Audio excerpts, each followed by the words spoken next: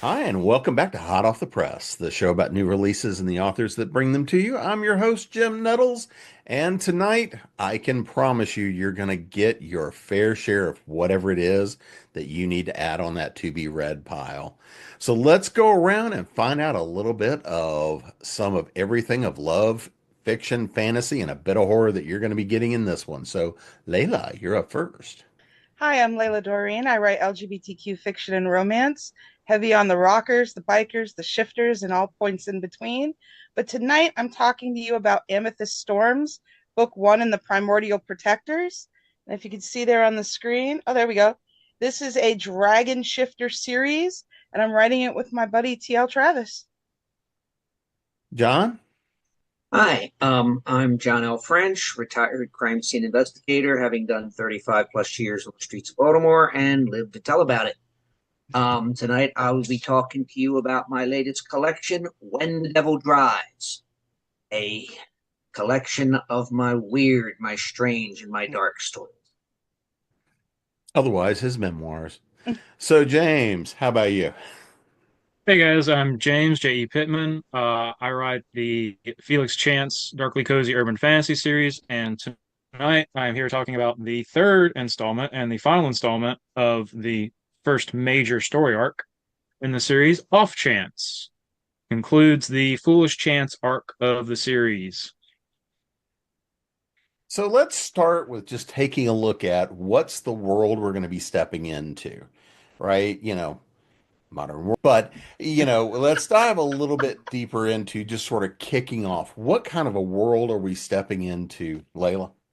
You're stepping into the modern world, but it's really a secluded place called Dragon City, tucked in the mountains, very hard to find and very heavily warded. And these five brothers, these dragon protectors, have been hiding out there ever since the last Great War. They've kind of mingled with the humans. It's very much a very ordered kind of place where they have monitored everyone that comes in, and that becomes really important to this story as to how one of the main characters gets there, because there's a big joke that he tripped every wart, and yes, he says wart. It doesn't dawn on him that it's ward all the way through the mountain as he's poking around exploring. So, in this world, kind of let's talk because I know a little bit about it because you've told me, but let's talk a little bit about, kind of what's the big setup for the dragons and their world that they're the dragon shifters and kind of how all that works a little bit. Okay. Well, a lot of them are slumbering, and the five brothers have really, they don't have a lot of their history outside of what's in the archives. They lost their father before they hatched. Their mother saw them to maturity before passing on. It's definitely a world where fated mates and the mate bond connects the spirits of the dragons and the spirits of their mates with one another, so that one really doesn't survive without the other.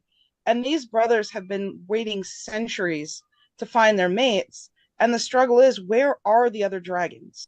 They have, they know a few half dragons, but they've really been at a loss for where are they the last? So that is something that's weighed heavily on their minds of perhaps they're going to reach the end of their very long lives and never find these elusive mates. And this is also an alpha omega society, so we're dealing with, the different aspects of that go into it, and just the different aspects as well of fated mates. So, John, let's talk a little bit about the world you're taking us into. It's not so much my world, but my weird. This is, I said, a collection of stories. It goes from angels and skull pajamas to a clown in hell to a zombie ravaged ocean city and the aftermath of that particular zombie apocalypse. And just for fun, I throw in trench warfare and World War One. So, I got to ask, what inspired this particular collection? Well, I some time ago I did a collection of my standalone crime stories, which was called The Last Redhead, and I had just almost enough of the weird stories, the horror stories, do another collection that had already been published, of stories that had already been published. So I wrote a few more so I'd have a decent collection. And one of the stories that had been published um, was called Needs Must. And it was about the zombie apocalypse hits Ocean City, Maryland. I've always wanted to go back, and this gave me an excuse. So I wrote a sequel called When the Devil Drives, which was set in Baltimore 10 years after Ocean City had been destroyed. Baltimore, was a crime ravaged city. And once the zombies showed up, things got better. And one of the premises of that particular story is that with Baltimore and a lot of cities of that size being walled off to protect itself from the zombies, drugs, it was more difficult for drugs to come in. So the drug gangs wound up working for the city as monster hunters. And it went on from there. And then, of course, once you write two stories, you have to write a third one. So, I wrote a third one, which basically also dealt with the same city, and it was called Life Plus, and it's a kind of a different take. Those are the three stories that are connected, but there's a lot of other strange stuff. I had a story that had been solicited for an e-spec anthology called The Full Motley, which was supposed to be stories about clowns and jesters and things like that. I wrote it, and then it was decided if there was enough interest in that particular subject, so that story went in there, and it's called Chuckles in Hell. So it's this kind of strange stuff. All right, James, what world are we falling into in with the world of Mr. Chance? So it's the contemporary world, but I really focus on the everyday unordinary. It kind of starts off like urban legends, like, did I really just see that? Did this really just happen? And you start falling further and further through the cracks, and you meet, let's see, Spiteful Face, Snarky Tree Folk, Shapeshifting Shays, the sassiest Sasquatch you've ever met. Just plenty of just weird, random, not necessarily random encounters, but it feels that way at first as you go through the world with Felix. This is the third book in the series, so you are peeking well behind the curtain at this point. You're in the back rooms, you're in Lost in the Feywild, you are in the back alleys. It's just kind of like all those little threads you started tugging in Felix, you see what exactly unravels. So let's talk a little bit about the Fey realms because I happen to have, big love of the Fey realms anyway. What makes yours your Fey realms? So I really go for like the old school Fae. One of my main antagonistic characters is I call them a Bloody Bell, but they're based off of the Red Caps. Hmm. Um, and I've got some variants on leprechauns. Bigfoot is friends with the Fae. You got the Wild Hunt going sometimes. It's your storybook Fae, but put them in the modern world. You've got all kinds of favors asked and never asked for, um, and just kind of use them as more of a. So that's why this weird hotel is empty that we found in the middle of the back mountains of Georgia. And everybody just disappeared while we're sitting around playing games. I wonder what happened to them. Huh. Well, the big setup, the world building, and all of that always gives us a big part of the story, but we always focus on the characters, right? The question is, who are we hanging out with? Because these are the people we want to connect with, we want to go on the adventure with, we want to fall in love with, we want to see them get murdered sometimes. John, who are a couple of your favorite characters since this is a collection? Who's a couple of your favorites in this one? Okay, my favorite is a Baltimore City police detective. And when we first meet him, he's been called up by the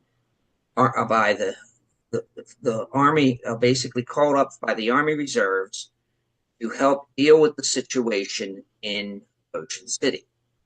The dead wash up ashore, and then they rise up, and the army was ready for this, and they blow all the bridges and destroy all access to Ocean City because there's 250,000 people trapped on that island, and it will keep the zombies busy until they can figure out a response. Experts on zombies is trapped in Ocean City. And this detective has to lead a team of people into and rescue this woman. And his instructions are, we only need her back. Everybody else is expendable. Thus, the title needs must, as in needs must when the devil drives. Well, little spoiler here, he gets out along with the expert. When we next meet him, he is a police officer, still a detective, in Baltimore 10 years after the fact. He and his partner, who is an ex-gang member. Her name is Kizzy, and she ex-gang member. She's covered with snake tattoos, and he swears that when she gets excited, the snakes start writhing. And in this world, if you die from whatever reason, you're a zombie. So it's basically nobody's alone. You have triads, you have quads, you have nobody stays alone, nobody sleeps alone, everybody's got a shotgun. If somebody dies, you do them the favor of keeping them from becoming a zombie. And he works for missing persons, which is right now as important as the homicide unit. Because if somebody goes missing and they die, you've got a zombie. Then you've got two zombies. Next thing you know, those walls that are protecting you are in prison. And so the first story was called When Need Needs Must. So, of course, the second story is called When the Devil Drives. And, they're dealing with a series of disappearances that worry them. And then he has a brief cameo in the story Life Plus, in which it's a serial killer story in which somebody's having fun making zombies and watching them be destroyed. And then he realizes, well, what the hell? I kind of like killing people more than I like making zombies. So he becomes an out-and-out serial killer, and it's all told from his point of view. So those three are my favorite stories. I also, in the last story, he didn't run away. It's a guy named Chuckles. His first name is Joey. That's his given name. He didn't run away to join the circus. He was born into the circus. His adopted father was known as Chuckles. He joined the act and became Chuckles Jr. Later, he became a syndicated clown, sort of like Bozo, and became Chuckles again. And he dies and winds up in hell. And the thing about clowns is, first of all, a lot of humor comes from pain. And where is he? He's in hell. What does he do? He makes people laugh. He makes them forget their trouble. So he keeps telling jokes.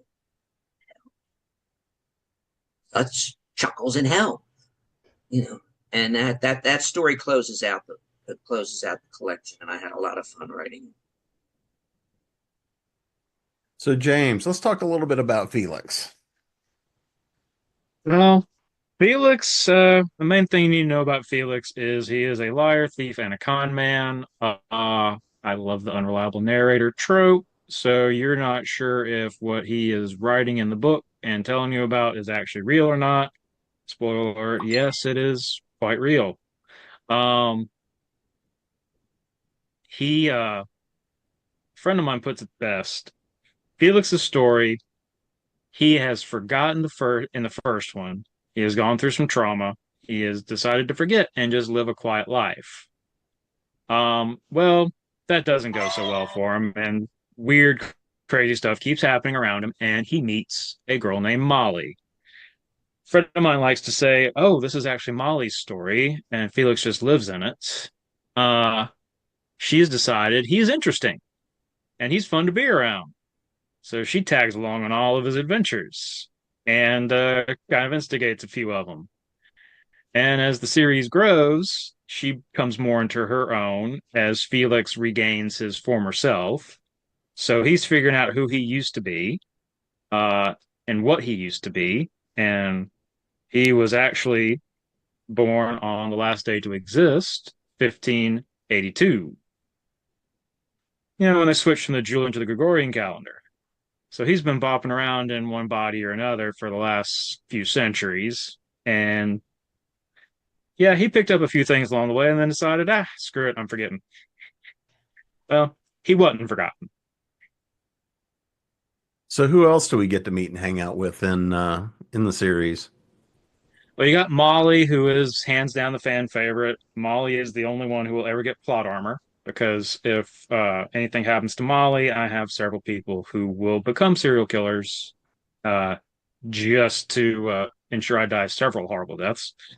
Um, You get Molly, you get the Immortal Alchemist, the Comte de Saint-Germain, aka Prince Rakosi, aka however many aliases he went through as the Immortal Alchemist. You get Hank, the most charming devil you ever meet. Of course, you got Sassy Pants.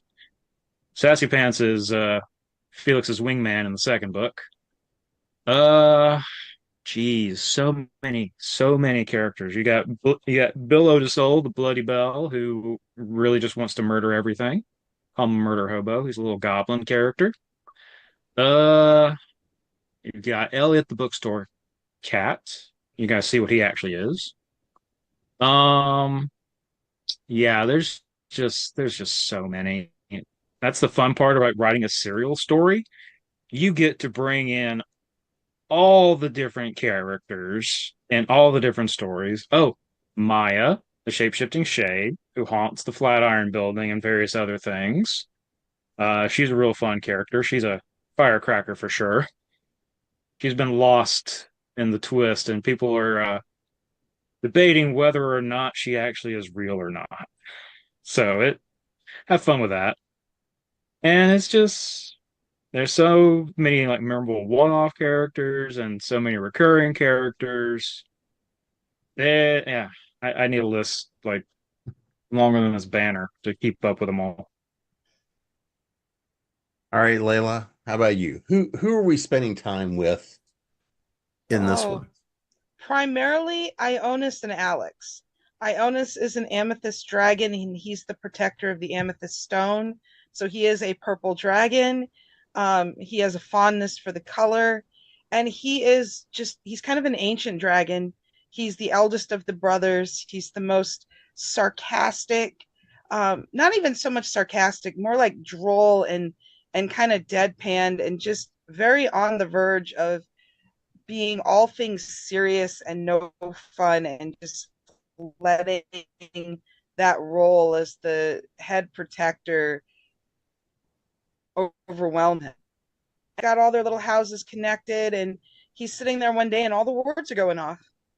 And it's this human explorer named Alex who is, the exact opposite of him. He's snarky and he's adventurous and he's literally just wandering the mountains because that's what he does. He just explores, he goes splunking, he does some cave, where he does like the photographs inside the caves and everything, and just really wants to see as much of the underground. It's a space he's really drawn to.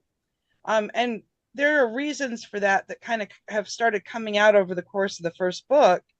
But here he is doing his thing, exploring, and realizes at one point, like, his backpack is missing. And it was just there. He had just kind of taken it off to go wiggle through a crevice to see what was on the other side, and it's gone.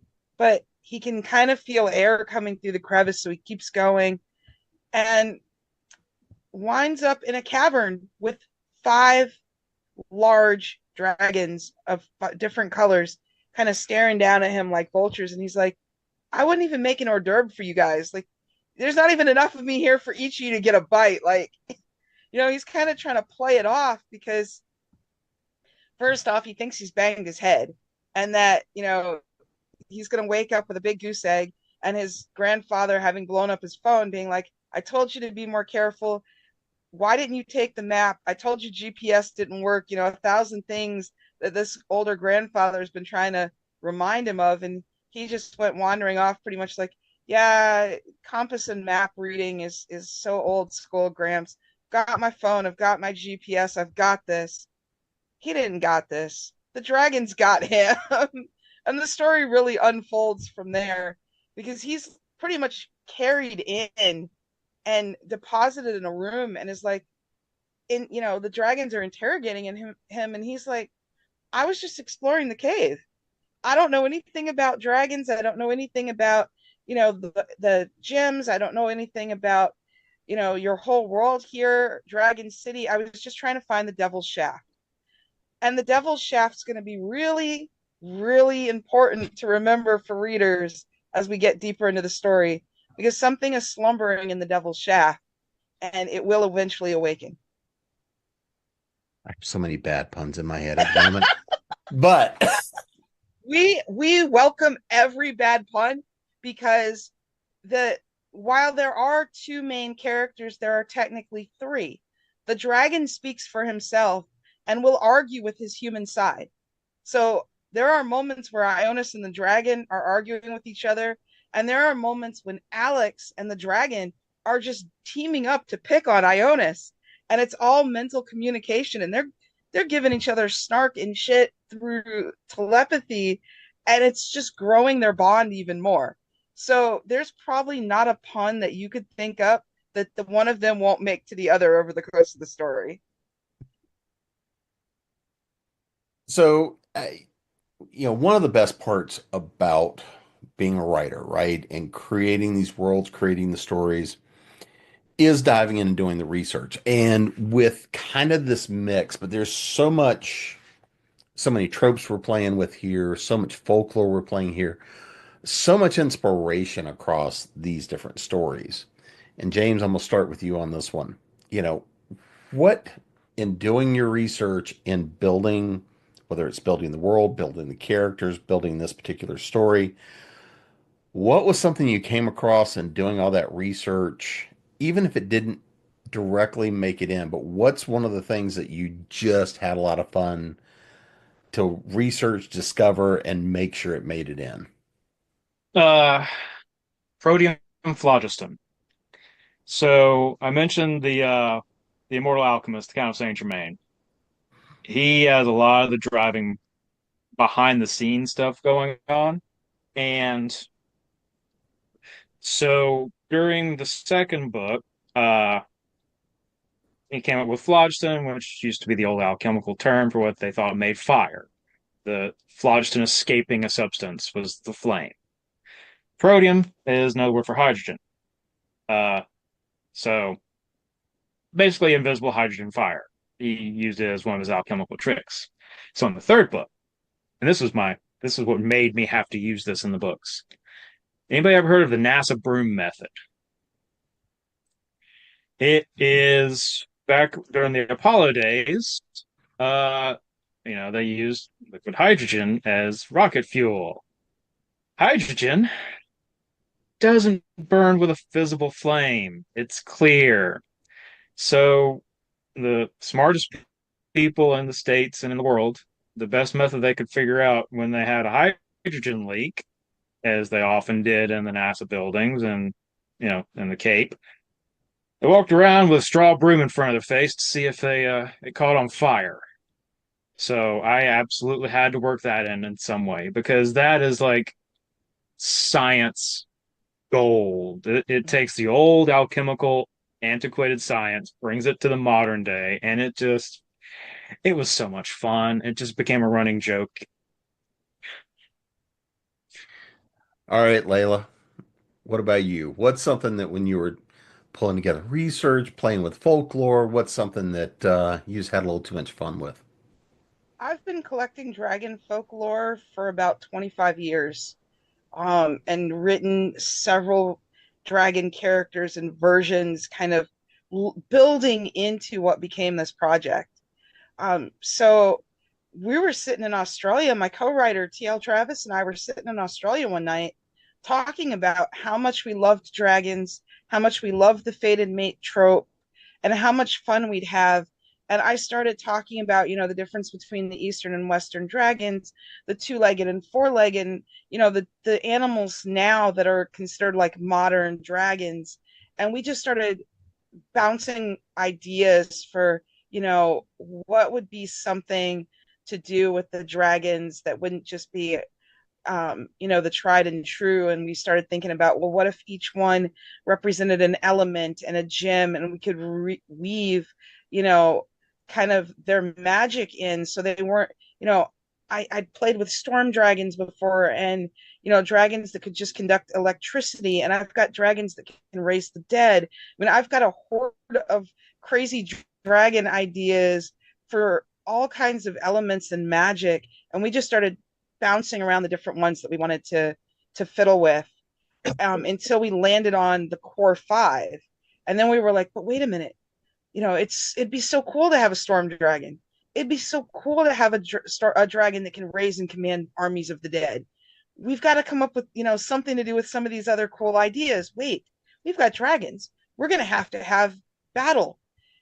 Then we start researching, some of the warfare and different things and the kind of terrain damage that would be sustained if dragons started smashing one another into, the sides of these mountains.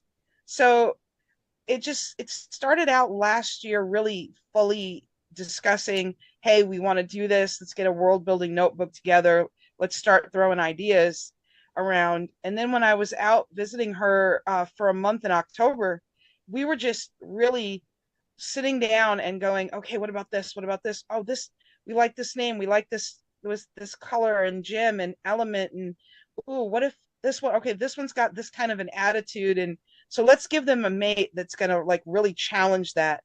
And we just started putting together the ideas for the pairing until we had the first 5 book series mapped out of what we wanted to do with it.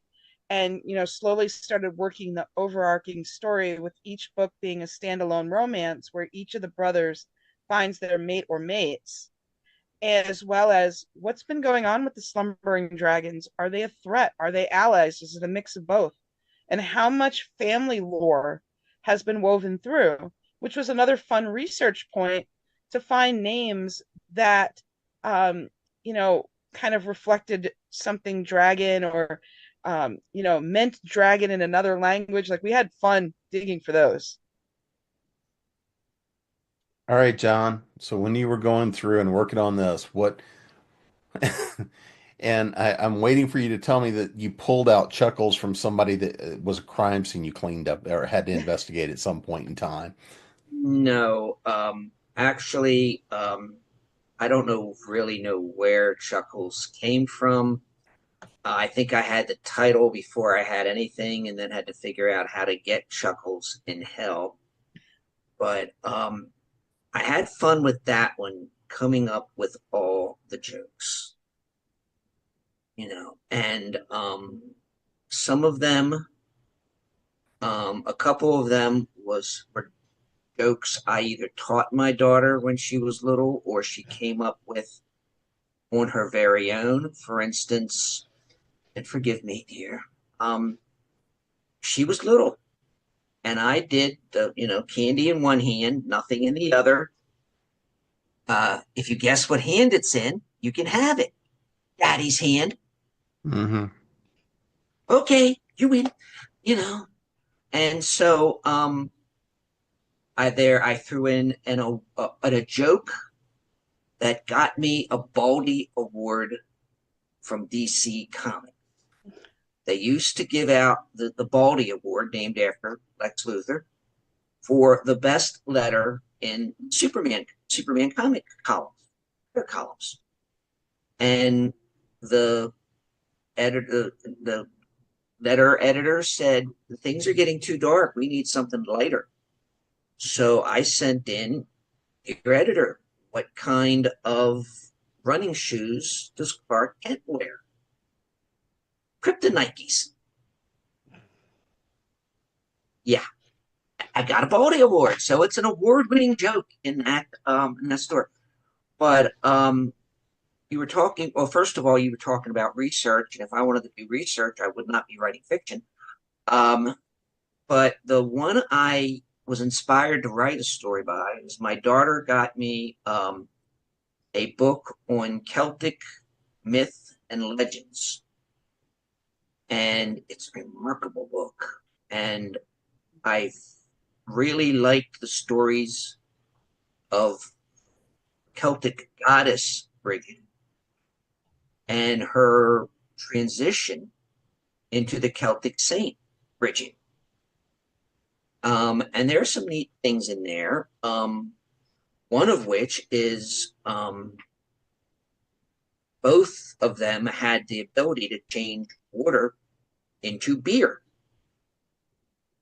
So if you get her together with Jesus, who could change water into wine and multiply, food, well, you got one hell of a party, let me tell you that. But my particular Bridget is the magical protector of a future harbor city, and one of the Kildare Abbey's jobs is to keep Bridget's fire burning. And the legend is that Bridget used to help keep the fire burning. There were 21 nuns, counting Bridget. Each would take a turn keeping the fire lit. Well, when Bridget ascended, they were still 21 nights, and on that 21st night, the fire stayed lit, despite the fact that there was no one tending it. So I used that and built up and wound up combining two stories into one. It's called Bridget's Fire. And these are nuns. You do not want this. They go armed, so so that was, a lot of the stories are stories I had written in the past and had yet to be collected. So I put them together, including a poem, a kind of Lovecraftian poem that I wrote. The first thing I ever had published. It was published in my senior year of high school in a small magazine called You're the Critic. So yes, the first thing I had published is in there, and the poem's called. Oh, it's a lot of stuff. Well, looks like everybody's ready to go for stacking up those to be read piles for the year. But let's make sure we know where to find you guys. Website, social media, and of course, the name of the book again. So, Layla, you're up first. Oh, my book is Amethyst Storms. It is written by myself and TL Travis. You can find us all over Facebook. We are also in Blue Sky as well, and it's Instagram. You can find me at Layla Dorine, author at wix.com, and at Rainbow Lyrics and Mellow Mushrooms, which is my blog. And Amethyst Storms will be out in March. John? Hey, the book is called When the Devil Drives. It was published by Bold Venture Press, so you can get either the print version or the ebook version direct from the publisher. If you're going to get it, I would like you to get it from the publisher. It's a small press and needs all the help it can get.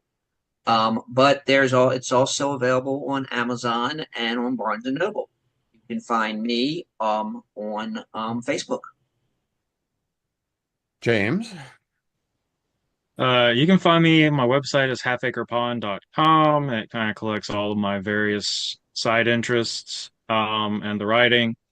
Uh, on the Facebook, it's J.E. Pittman Writes. On all the other socials, it's j.e.pittman. And the book again is Off Chance, the third book in the Felix Chance series, wraps up the first major arc, and it is out now. And you can find me at jamespnettles.com, authoressentialsworkshops.com, creatingpros.com, and of course here at ConTinual. And we'll see you again soon. Go stack up those to be read piles. Bye.